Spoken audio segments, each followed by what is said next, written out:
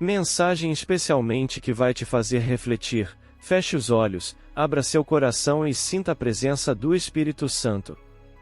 Portanto, eu lhes digo, todo pecado e blasfêmia serão perdoados aos homens, mas a blasfêmia contra o Espírito Santo não será perdoada. Todo aquele que disser uma palavra contra o Filho do Homem será perdoado, mas quem falar contra o Espírito Santo não será perdoado, nem nesta era, nem na era futura.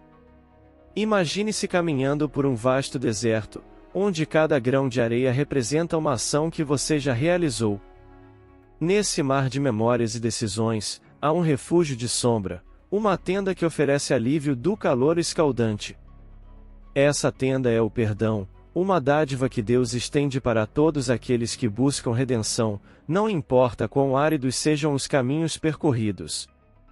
Mas, além dessa sombra acolhedora, há um território desconhecido, onde nem mesmo os ventos têm coragem de soprar. Esse é o território da blasfêmia contra o Espírito Santo, um lugar de escuridão onde o perdão não consegue penetrar. Você já parou para pensar no significado profundo dessas palavras? O que faz da blasfêmia contra o Espírito Santo algo tão distinto e irredimível? Para entender, é preciso mergulhar no cerne da nossa relação com o divino, na essência da fé e da recusa em aceitar a verdade que ela revela. A blasfêmia contra o Espírito Santo não é simplesmente um ato de rebelião, mas um estado de espírito, uma recusa obstinada em aceitar a graça de Deus, uma negação ativa do amor e da obra do Espírito.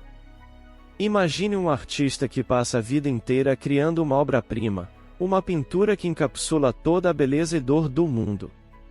Quando finalmente a revela, aqueles que a observam começam a criticar, a rejeitar não só a obra, mas o próprio artista, atribuindo sua criação a algo maligno, uma falsidade.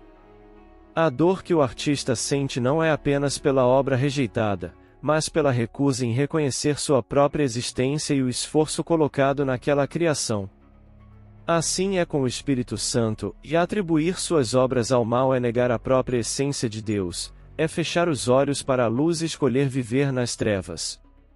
A maioria dos pecados e blasfêmias são como grãos de areia no deserto. Embora possam se acumular e pesar sobre nossos ombros, cada um é uma oportunidade de aprendizado, de crescimento, de arrependimento e de perdão. Mas a blasfêmia contra o Espírito Santo é como uma pedra gigantesca, um obstáculo inamovível que se coloca no caminho da redenção.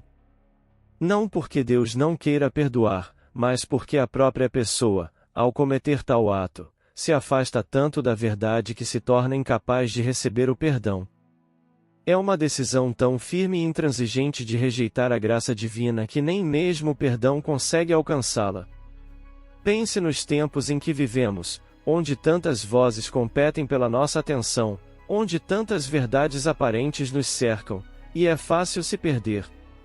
A modernidade nos oferece uma cacofonia de ideais, filosofias e crenças que muitas vezes nos afastam da essência de Deus. Em meio a esse tumulto, a mensagem de Cristo nos convida a silenciar o barulho, a ouvir o sussurro do Espírito que nos guia de volta à tenda da sombra, onde o perdão nos aguarda. No entanto, é preciso coragem para reconhecer quando nos afastamos, para admitir quando caímos na tentação de negar a obra do Espírito em nossas vidas.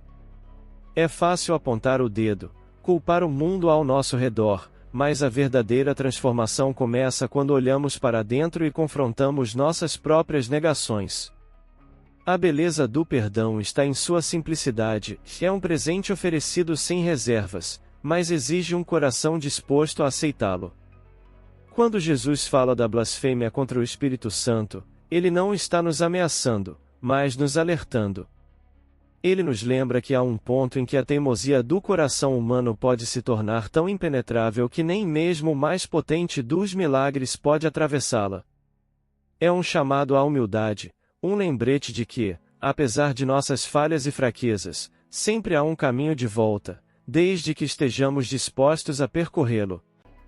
Assim, na jornada de nossa vida, que possamos sempre buscar a sombra da tenda do perdão, evitando o território sombrio da negação. Que nossos corações permaneçam abertos à obra do Espírito Santo, permitindo que a graça e o amor de Deus fluam livremente em nós. Pois, no final, o perdão de Deus é um rio que nunca seca, um manancial de misericórdia que está sempre à disposição de quem o deseja. Exceto para aqueles que, por escolha própria, decidem fechar as portas de seu coração, preferindo a aridez do deserto ao oásis de redenção.